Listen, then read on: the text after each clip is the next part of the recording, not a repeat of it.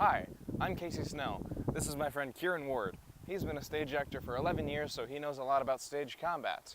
Stage combat has a lot of tiny rules that you can break, but three main ones that you should always follow, called the 3 Ps. Those are perception, pre-planning, and victim in control. Kieran, take it away. Perception is the angle at which the audience sees the combat. If the audience can't see the point of impact clearly, you can get away with not actually hitting your opponent. It also helps if the victim of the situation reacts to being hit. Pre-planning is the act of communicating with your partner beforehand so they understand exactly what you're going to do. It's a lot easier to block or dodge a strike that you know is coming than a strike that you don't.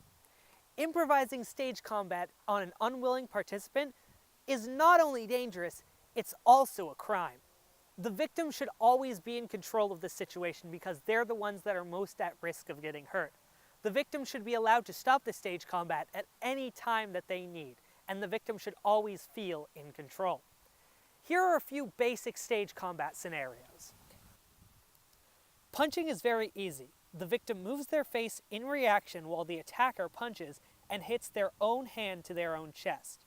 This act of hitting the chest produces the sound effect of being punched. Producing artificial fighting sounds during stage combat is called napping. For choking, the attacker will place their hands around the victim's neck with their thumb on the victim's collarbone. The victim will place their hands over the attackers to hide their neck from the camera.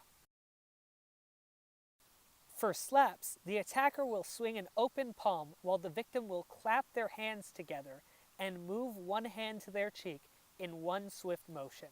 The clap will produce the sound of someone being slapped. So those are some of the fundamentals of stage combat. Hope you remember those anytime you might need to film a fight scene in the future.